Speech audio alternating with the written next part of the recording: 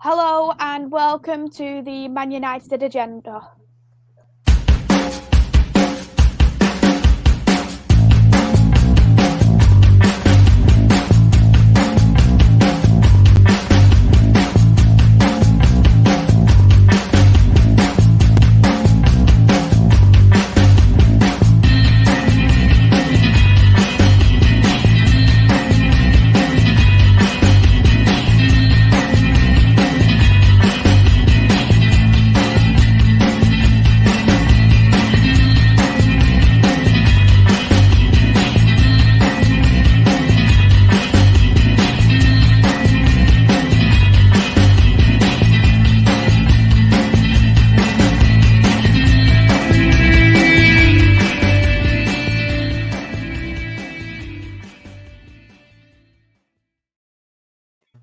Hello and welcome to the Man United agenda. Thank you for everyone who's tuned in. So like and subscribe to the channel. We are waiting on getting that 1K subscribers, and whoever does subscribe to the channel will win a free Bruno Fernandes top. With me today, I've got TalkMU, Mr. B, and I've got Amy. How are we all, everyone? Good. Yeah, not too bad. Good. We've got a bit of an echo again. Yes. Somewhere. I think it could be me. Let's have a look. Is it Mr. B? Yeah, it's Mr. B. If you can have a look at it, Mr. B. I don't know what it is, but no, Maisie, yeah, listen, I'm kind of good. You know, it can never be good when we're not taking 3 points from a team that we should be taking 3 points from. So I'll start with that. You know, it's always a disappointment, you know, and as I'm sure we'll all get into right now and tear it apart as best we can. You know, especially from what we can remember. Don't know what your memories are like, but I know mine's not the greatest. So, but we'll do our best. We got rid of it, Mr. B. If you can unmute yourself, Mr. B. Is it gone? No echo. Seems all right. Amy, you're muted as well, Amy. There you go. Okay. Yeah, I think it's all okay now. Amy, what did you think of the game? Because I know you went to Old Trafford yourself, didn't you? So I can imagine it's completely different compared to us watching it on BT. Yeah, look, like when you go to games, like you expect, like,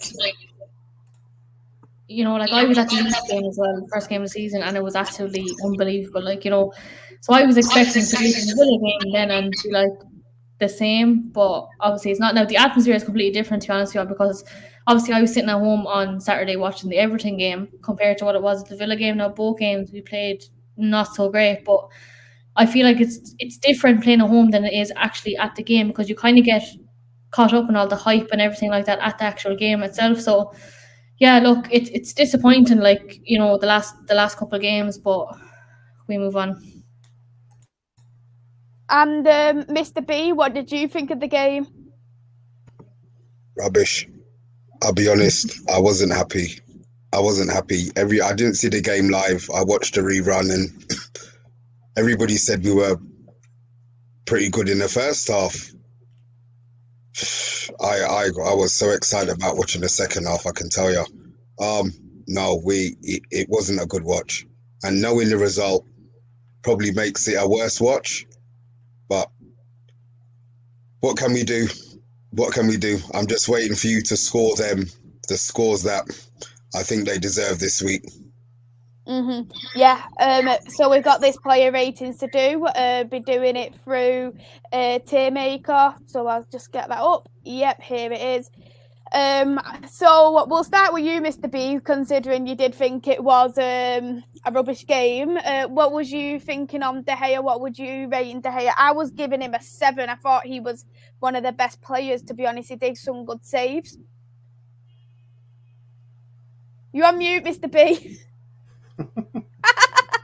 Oh, I'm sorry. So, Amy, your what's your average? Is your average a 6? My average would be a 5. 5. See, I need to know what the average is, because if your average is 6, then I'll go a 7. If your average is 5, then I'm going to go a 6. So what's your average?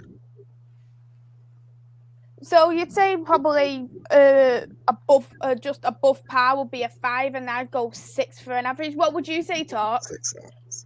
Yeah, between 5 and 6 somewhere. All right.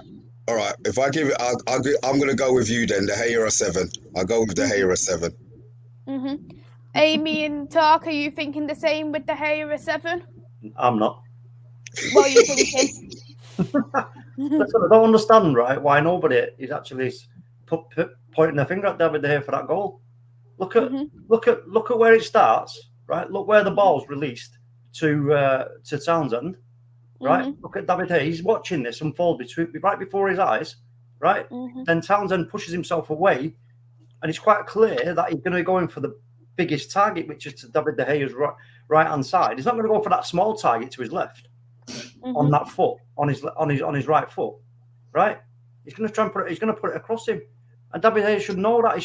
He didn't even make a move to come out to even make them gaps even shorter, and then when he just stood there flat-footed, and Townsend comes in and whop, and then he just drops his hand down there as if to say, "Oh, you know," it's like, "No, you got to do better than that." So I don't understand why people aren't like pointing a finger and saying, "Yes, you got to do better than that." I don't know if Amy, you agree or not. I do and I don't. You see, like with De Gea, I feel like this season we have seen him back to his best, and that is what we wanted. In terms of that goal, I feel like he could have done better, but defense was all over the place. But he should have seen that a mile away as well. So he should have done better in that sense. He should have been on his toes. But to be honest, I'm going to give him a 7 because I feel like he had a couple of really good saves throughout the game as well. And like I said, it's brilliant seeing him back at his best as well. So I'm outnumbered on this one. So You're outnumbered with that 7. I've given my verdict on what I thought it was at fault for the goal. So, but you know what? It doesn't really matter what I say now because everyone's gonna get a 7. So I'll just go with everybody else. I had different opinions on people who they actually thought was at fault for the goal. There was you were the first person who actually said De Gea. As people said Fred, some people said Bruno. So hold on one sec, Maisie. Listen. David De Gea is the last stop. He's the goalkeeper, and the aim of the game is to put the ball in the net. He's supposed to stop that happening. Doesn't matter what's happened in front of him. He's watching that. He's got all the time in the world. He can observe. He's seeing what's going on.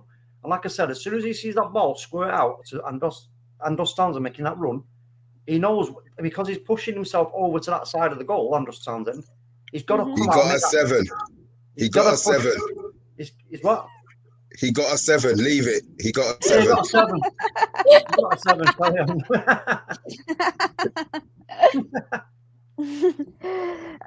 We'll go to the next player anyway. I'll go with you, Amy, because I had Wan-Bissaka as a 6. What was you thinking for Wan-Bissaka? Yeah, to be honest, I thought Wan-Bissaka was probably one of the better players on the pitch, to be honest. So I completely agree with you on a 6 in that sense. Talk, Mr. B, are you thinking the same for Wan-Bissaka? Well, if he was one of our better defenders and you're giving him a 6, good grief. I want to wait to see what the rest of these marks are going to be. Oh, my Lord. Okay. Go on, Mr. B. Wow. These scores are going to be harsh. All right. I'm gonna agree with the 6. I'm so scared to see what you're going to score the rest of the players. But yeah, De Gea, better than Wan-Bissaka. Yeah, all right. Yeah, Alex. Yeah, 6. I go with a 6. What are you thinking, Talk?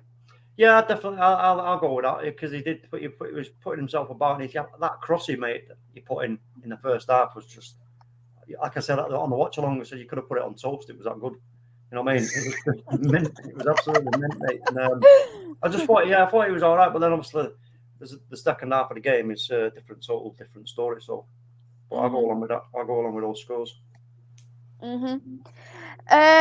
Lindelof, I'll stay with you, Talk. I had Lindelof as a 6 as well. What are you going for, Lindelof?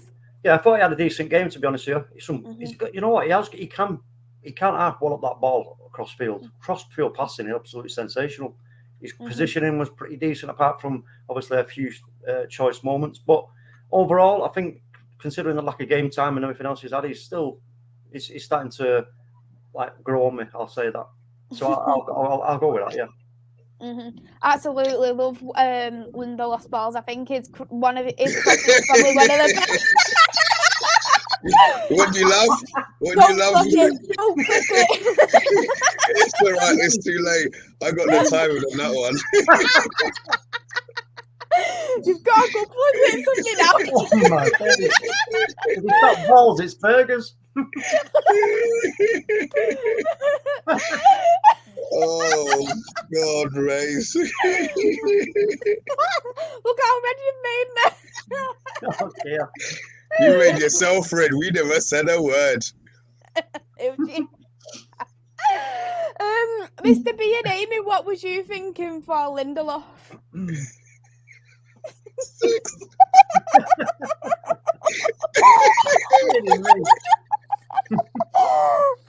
Six. I'll leave it as a 6. Crazy. Not a 2. 6. You made yourself cry. Dear me. Sorry. Amy, what would you say? I'm actually going to give him a 5. Now, to be honest, I think with the games Lindelof has played, he's actually played quite well. His downfall is his pace and in the air. He can't win a header to save his life. So I think there are his downfalls, but I feel like he's so good at passing the ball forward and he's so good at making the long balls as well, which is great. But other than that, I think he was caught out of position a few times as well. So yeah, I'm going to give him a 5. Yeah. Okay. Yeah, everyone agreeing 6, 5. What are we all thinking then? 5. Yeah, I would give him a big 5 because the thing is, if we're saying Wan-Bissaka was one of the better players and we've given Wan-Bissaka a 6, yeah, and we can't really give him we 5. can't give him. Yeah, we can't. Yeah, he's 5. 5. I'm saying 5. Okay, we'll keep him as a 5 then. Amy, I had Varane as a 6. What do you think for Varane? Yeah, I think he was slightly better than Lindelof.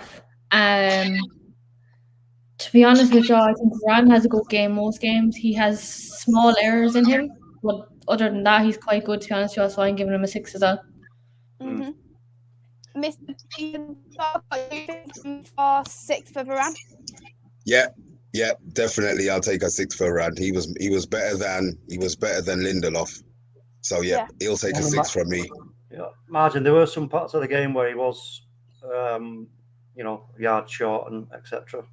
But I get, it is what it is. But yeah, I'll go along with that. Great. So we're all agreeing on Varane with that. Number 6. Talk. I have Shaw. I had Shaw as a lower rating than other people. I had him as a 4. What do you think? Because I just felt like going forward, he had nothing to display really, and I felt like his defensive ways weren't that good for me neither. I think it was one of his poor games this season, so I gave him a 4. Yeah, listen, he's got a lot of responsibility because that's our strongest side. Let's have it right, and he has got a lot of responsibility and a lot on his plate to try and obviously wants to prove a point and he wants to be the best. So if it's not kind of working out because he's trying to do too much, he's not getting the support, then I don't know. Yeah, I mean, I'll go 5. I won't be as harsh as a 4. I'll go 5. Talk and Amy and Mr. B, what are you thinking? Yeah, I thought it was one of his poor games now, to be honest, and I actually love Shaw. Like, there's no describing the love I have for the man, but I think the last couple of games he's actually been quite poor, to be honest, and he did go down injured at the Villa game, and I genuinely don't think he was probably fully fit Saturday in general. So yeah, I'm gonna give him a 4. I didn't think he was that great, to be honest. Mr. B, and what are you thinking? I can't give Shaw a 4. I don't care how bad he played. I'm going to give him a 5. Yeah, I can't. I'm going to give him a 5. I know he didn't run forward. And Amy, I think you might be right about him being maybe carrying a slight knock.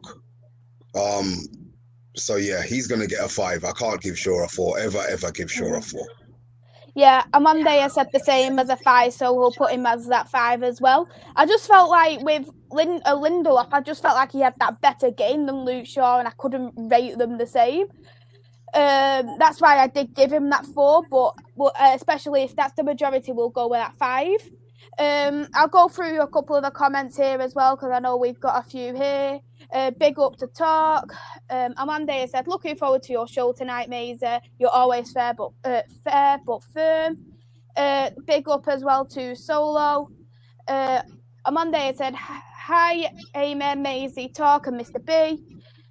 Jordan, what's up? Hey, Jordan. That's Jordan. Reese said, have a good show, folks. Amanda said, De Gea gets a 5 from me. 6 for Wan-Bissaka. He's made a few good crosses. 5 for Lindelof, lacking communication and at fault for the goal. Solo is laughing. I wonder what happened. Varane has a 5. Varane made a good recovery tackle on Rondon. Shaw was raiding well first half, 5 as he was at fault for the goal. Yep, so that's everyone so far for the defence. We'll go for midfield now for McTominay. I'll go with you first, Mr. B. I'm listening to these scores. I can't give McTominay more than. So who did we give? We gave Shaw a 5. I'll be honest, I can't give McTominay more than a 2 then.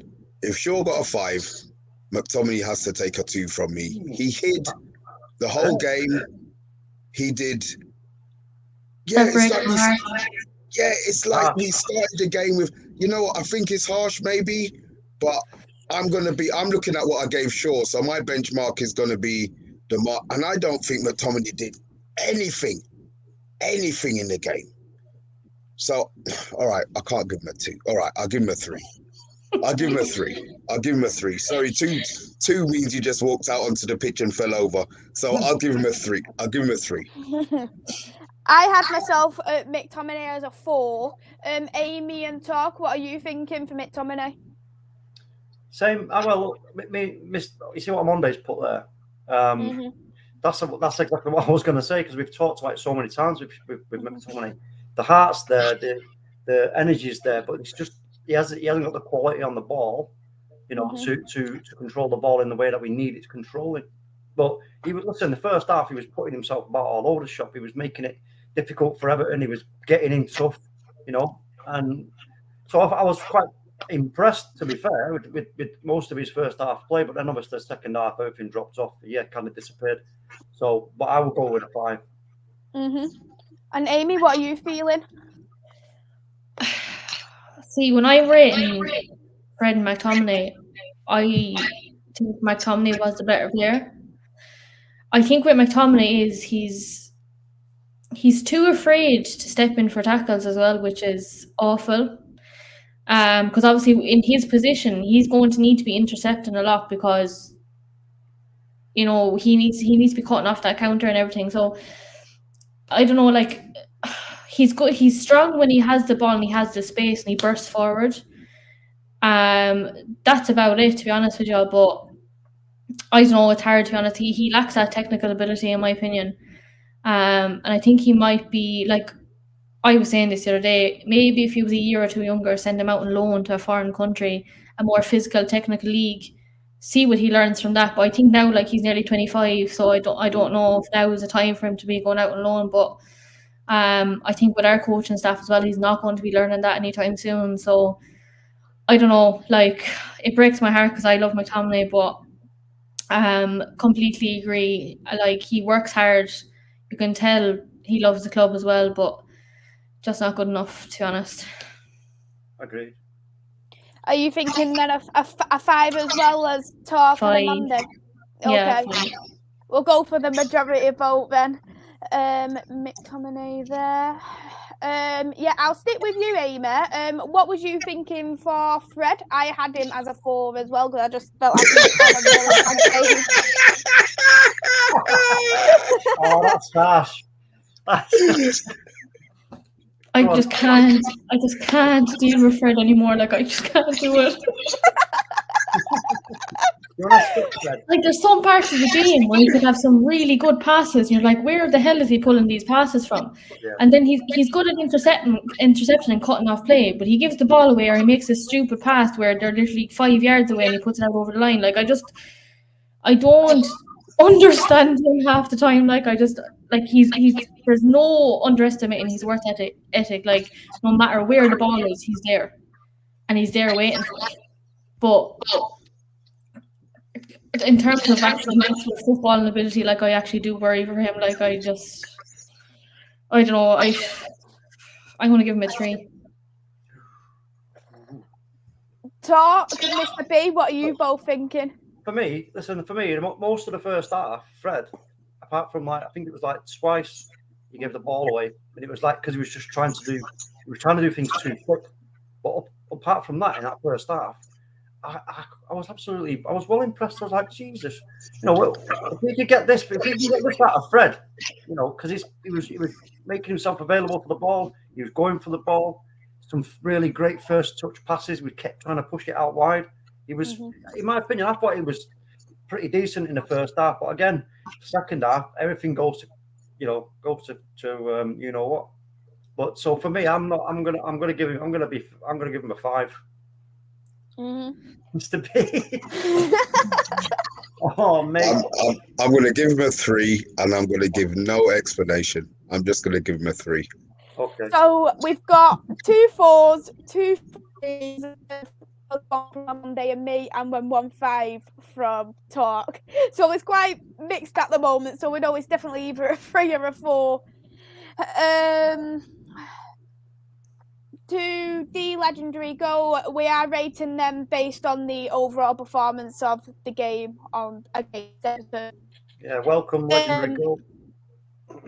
Yes, so should we put him as a 4 for now and then see if anyone else changes their mind? Maybe he might go a little bit lower, or maybe hopefully we're talking might go as a 5. Put him at a 7, and then we'll have a chat about it later. Chat about it when? There's no way he's getting a 5. It's either a 3 or a 4, Maisie, my love. I'm sorry. Be fair, Maisie. Put him at a 4 then. Put him at a 4. Just too harsh. A 3's too harsh. Okay, we'll leave him as a 4 then. I'll go through a couple of the comments. On Monday, McTominay gets a 5. Works hard but lacking quality. Richard said Shaw lower, very poor for the goal. On Monday, 4 Fred, good right foot cross for Cavani but out of position. Always ahead of play, poor awareness and passing, too weak for their counter, lacking overall quality. We've got Ankit here as well. Hello, Ankit. Big up, Ankit. And Solo has said, no, you guys did not say that about Fred. Solo, we did rewind, mate. Rewind. But listen, I was fair to Fred, Solo, so you know what? Bonus for me, pal. I think we're Fred as well, though. Do you know when we're on the counter, like, he slows down our counter attack as well because he has no clue what to do with the ball. Yeah. That worries me too. Like. Well, do you know what? You know what? The fact that we're even saying this and we're laughing, I mean, that tells you. Yeah, because if we don't laugh, we're going to cry. Yeah, if we don't laugh, we're going to cry. What I want to add on to the end of that is then we find ourselves looking at Ollie. So there's, you know what? Leave him. Wrong show. You know, you can't do that. If we're laughing when we're mentioning some of our players like that, we can't be looking at Ollie with such a big magnifying glass. This is also some of the players' responsibilities, which we'll get to later. But go on, carry on, Maisie. Right, we'll go with our attacking players now. We'll go with Greenwood, and I'll stick with you, Talk. I had Greenwood as a 6. What are you feeling for Greenwood? Yeah, I mean, he was okay, wasn't he? He was okay, and Greenwood's I love Greenwood's bits. You know what I mean? And he is going to be a really, really great player for the club once he starts playing striker. He's not a right winger. It's just not. Now, the fact that we've got Jadon Sancho playing on the left. It's totally beyond me. I have no idea why that is. Get Jadon Sancho. Jadon Sancho should be playing on the right. Simple. It's a nonsense playing. Why play on the left just because he can play with his left side? No, his strongest, best side is on the right. Get him over there, Ollie, right, and put somebody else on the left. And if you're going to play Mason Greenwood, rotate him with the strikers, right, at half time, whatever, 60 minutes. Get him back into that habit of striking the ball, not having to try and keep reminding himself that he's actually not a winger. Or because you can't listen. I'll say this again. Anybody who's never played football, you get very few players who can do everything really well. There's only a few. Well, when you're an out-and-out striker like that, who you feed off, the ball comes to you, one touch or even two touches and bang, right? That's what you do. You're not used to having to try and work space around on the wing, looking for space to get inside and then come inside, and then you got to slow everything you're doing down to look for a cross. That's not what Mason Greenwood does. Crazy. But I'm going to give him a 10 anyway, just because I love him. You know what I mean? We'll put him on off the scale just for you talk. That's his future score, that. Amy and Mr. B, what are you feeling for Greenwood? Yeah, I'm going to give him a 6 as well. I think there's no denying Greenwood is a great player, and I think over the last few games as well, I think he's been trying to impress Ronaldo a little bit. He's trying to take things on all on his own. So I think from that sense, you can see his immaturity. You can see that his decision making is lacking a little bit. But by all means, his football ability is amazing for the age of him. So I'm going to give him a 6. I agree. I'll give him a 6. I love Mason Greenwood. I love him, and now he's got that little selfish streak out of him. Maybe they had a little moan at him in training, but he played with his head up. He was direct as always. So yep, I'll give Mason Greenwood a 6. I just want to make a quick point on that, Mr. B. The fact is, the reason why he is as well, which we all overlooked, is the reasons what I've just said. He's a striker. His first instinct is to get the ball and go bang. You know what I mean? It's hard to shake that off. You know, it really is. We'll go for Bruno next. I'll go with you, Mr. B. I had Bruno as a 6 just because he had that assist. He had a couple of good passes, couple good crosses. What are you thinking for Bruno? 7. Oh, what? 7? Yeah, I'm going to give Bruno a 7. I think he was the only player who kept going, who didn't hide, didn't shirk his responsibility, and was always looking to find, always looking forward. So Bruno, take a 7 from me. And what are you thinking, Amy and Talk? Captain Magnifico. Yeah, best player on the pitch for United, to be honest. He was constantly trying to make things go. He was dropping back to try to pick up the ball. You know, he was trying to make things happen for the whole game, and he didn't give up. So I'm actually going to give him an 8, to be honest, because I thought he was United's best player on the pitch. So. I think I might have been a bit too harsh with Bruno myself. I think I'll have to put him up with a 7 myself. Can't argue with that, really, to be honest with you. Because what did you have him as, Maisie? I had him as 6 at first, but now I feel like I was a bit too harsh. Well, I'll back Amy on that one all day long. Oh, well, Monday's the same as me. Yeah. Okay, what we'll do, put him. You had him as a 7, didn't you, Mr. B? Yeah. Okay, that's fine. Where is Bruno? Here he is. Yeah. Okay, put Bruno as a 7 for now. Just see if anyone does change. I'll stay. I'll have you stay with you, Amy. I had Martial as a 7. What are you feeling for Martial? I know he scored and it was a great goal. But I still feel like he's lacking game time, because obviously he hasn't had game time in a long time. But I'm actually going to give him a 6 because I thought, other than the fact he hasn't had game time, he had a great goal. He was actually trying to make things happen as well. So yeah, I'm going to give him a 6. What are you both feeling as well, talking, Mr. B? Yeah, it was a great goal. It took the goal well, but there was still, for me, still needs to be there were plenty of opportunities having watched it back, the whole thing. especially in the first half where he had opportunities to drag that ball down to the left-hand side. He could have just moved the ball down, and that would have caused them a real problem because they've either got to go with him or, they're going to try and hold their shape, which in turn gives us opportunities. But he didn't do that. He kept kind of taking the ball and then making a drop as if he was going to do something and then releasing it back. So, but the goal was great, and yeah, I'm going to go 6. Are you thinking the same, Mr. B, for a 6? Yeah, 6. Yeah, I mean, he scored the goal. When you score, I expect you to have an extra 30% in everything that you do. He scored, and he just stayed the same. He didn't give that extra.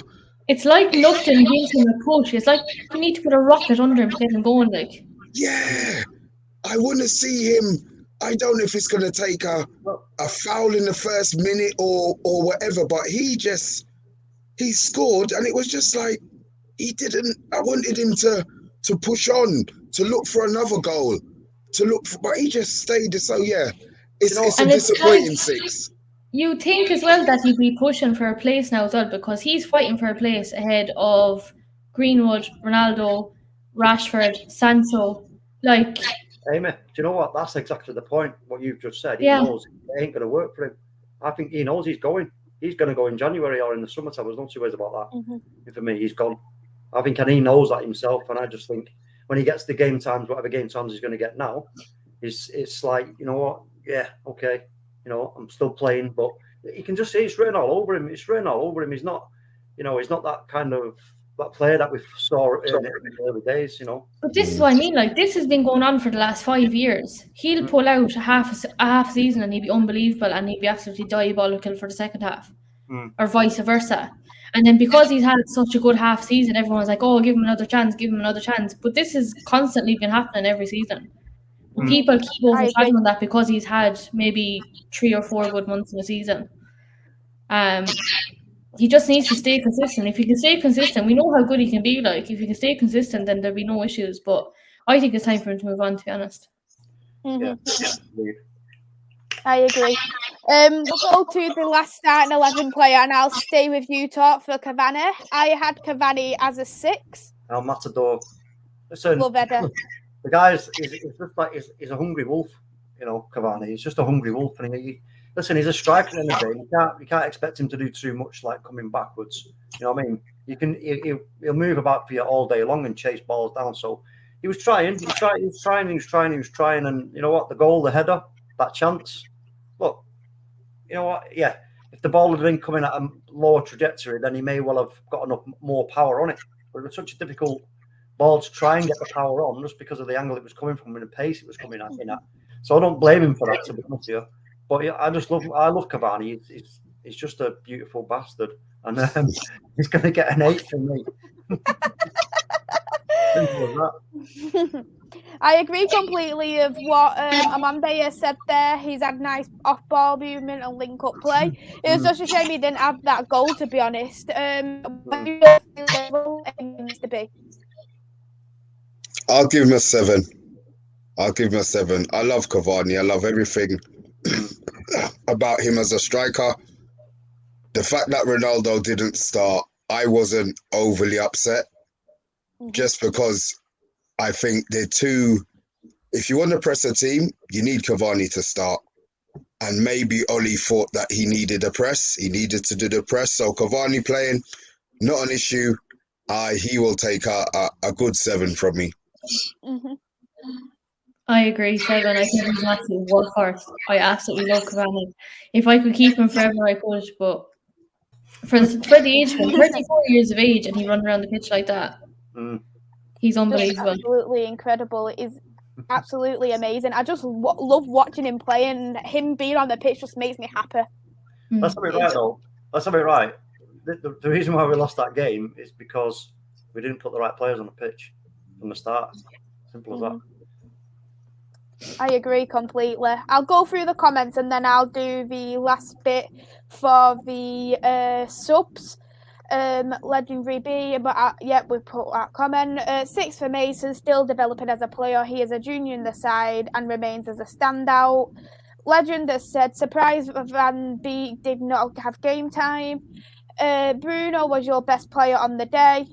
On Monday, Bruno 6, good 10-yard track back, assist, just prefer him to drop deeper, especially once we scored. Martial 6, good finish, but should have buried the header. Callum has said the header he missed was a sitter. It was Martial. Martial. Oh, Martial. Well, yeah. Okay. Good observations on Martial from a Monday. Got King Tony, big up the legends on the panel, even talk, but his fridge bigger than him. Legend. Legend wasn't the game. You get the lead and hold on to it. Cavani 6, good head down and low, nice off the ball movement and link up play. It needs more game time. Tony has said, talk being over generous with the mark for Greenwood again. On Monday, we didn't lose our game talk. Weekly armchair. Cavani is linked with Madrid in the January. I did hear about that, and I was actually quite upset to hear about that. I hope he does not go. Yeah, but look, I really hope. That is what it is. That's not our most worrying position at this moment in time, is it? Let's have it right. You know, it's the defensive. It's the midfield situation. And listen, Donny van de Beek. There is something. You look at his petulance in what happened when he didn't get brought on, throwing his bib and his chewing gum, and then all the team. The reaction from the team on looking back at it and putting myself in this position, the way the team reacted, that seems to me like this is something that happens regularly.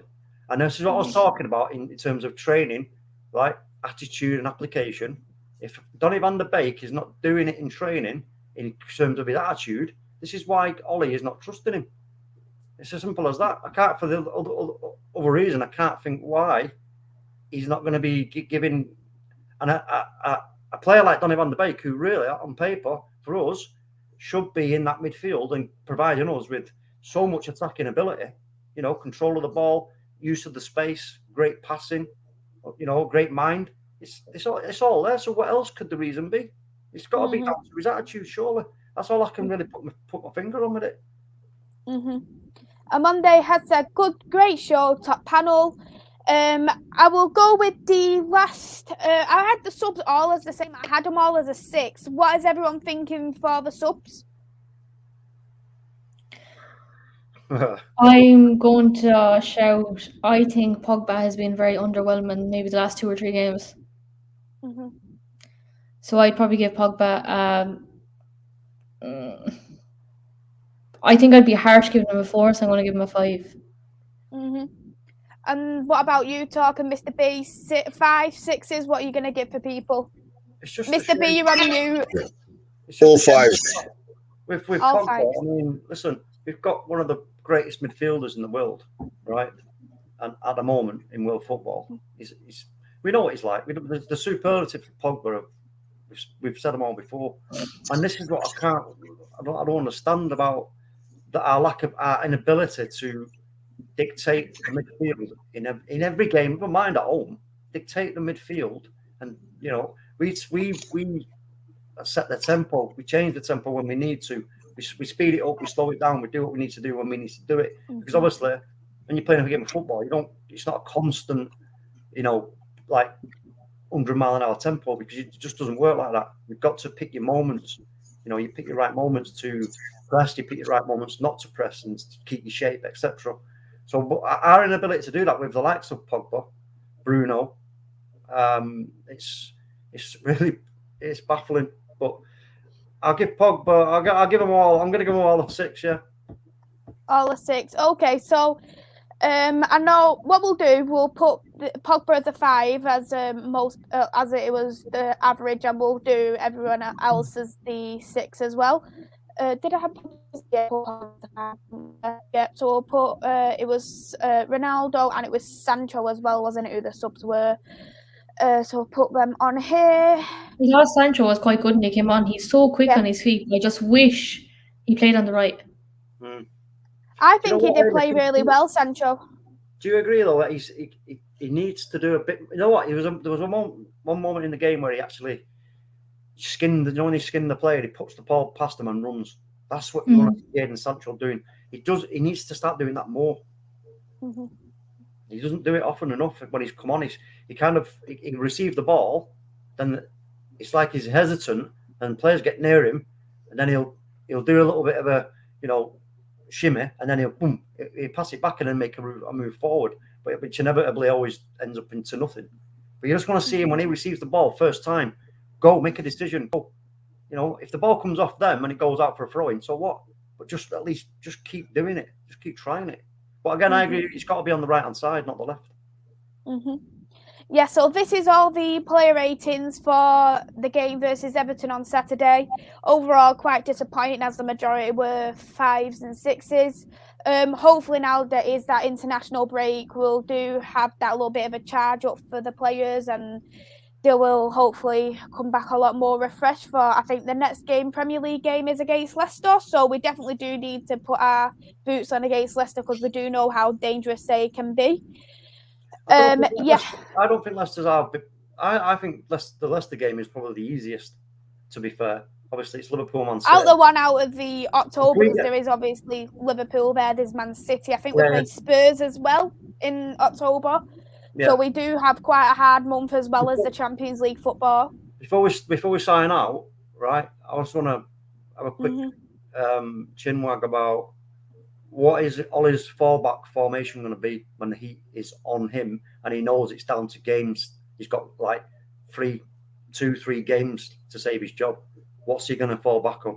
Is it going to be a diamond 4-4-2, or is he going to go straight for the 4-3-3? What he's used to winning with?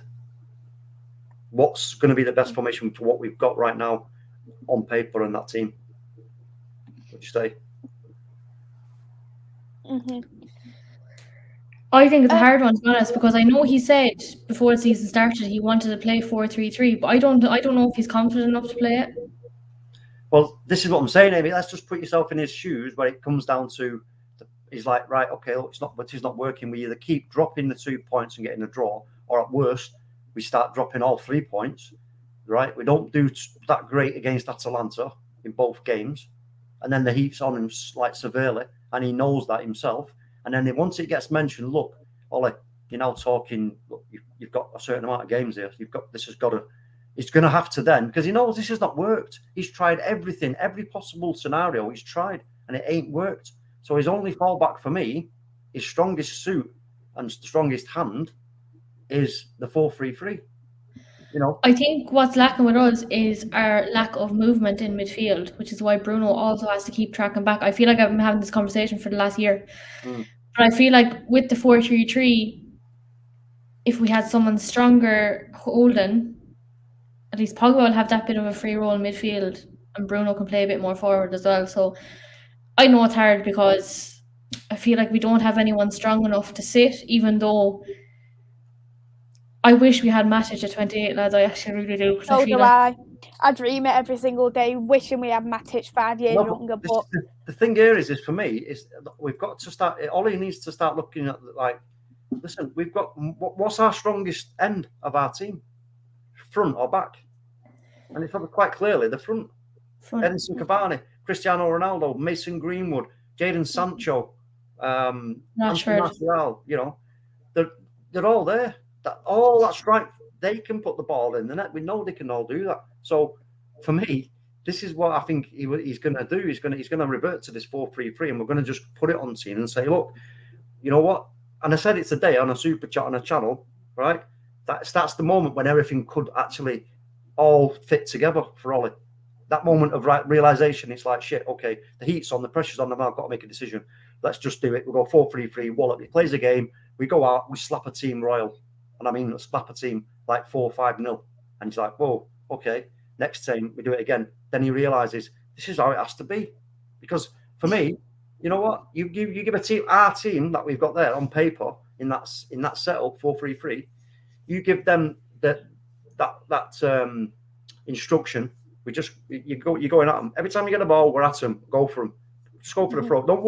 Don't be too concerned about what's going on behind us, because we've got enough to outscore teams.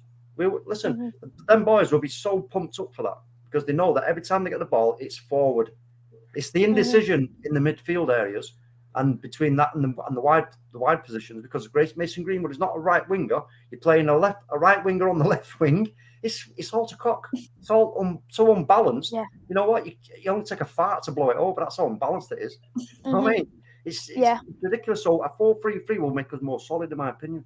Now again, I completely agree. I completely agree there. Yeah. Stand is, like Amy says, the holding player. You know what I mean? Where does that come from? Yeah, okay, Matic. Then there's McTominay. Who's out of those three? Who's going to be the most consistent to play that role and the most reliable? You know what I mean? Yeah. And this is the thing. Like, we have Premier League games, we have Champions League games. Like, Matic can't play more than one game a week. So that is an issue, even though which is odd considering he's 32 now. We know though, don't we? We know, me and you, we all know, we both know that it's going to be McTominay would be that player out of those three to be there week in, week out on a 4-3-3 until such time comes where we, replace that player with somebody of Declan Rice's ability. That's because, in my opinion, that's exactly who we need, and I think that's who we're going to go for all out in the summertime. As simple as that. See, this is my thing, right? Because I feel like with the right coaching and everything, McTominay could be it. Possibly. Like, he's tall, he's big, there's no denying that he could be, but I just don't think we have the coaching facility for him at the moment. And it's annoying. But, because we've seen Europa League final, he was one of the best players on the pitch. The Leeds game, he was one of the best players on the pitch, and it was just unfortunate that he got injured again after that, and I just feel like he hasn't been fully match fit since then. But we can see what he's actually well capable of. I just don't think we have the coaching facility for him. I completely agree with everyone here. We'll have to wrap up here now. Man United Agenda is doing another show at 8 o'clock, so everyone who is watching now, go and tune into the Man United Agenda again at 8 o'clock. Everyone who's watching, please subscribe to the channel. We're on the road to 1K subscribers, and if you do subscribe to us who aren't subscribing at the moment, you are at a chance of winning a free Bruno Fernandes top. Everyone, if you haven't already, go and check out everybody who is here today. They've all got their social medias in their banners. But until the 8 o'clock game, we'll all see you again soon. Bye.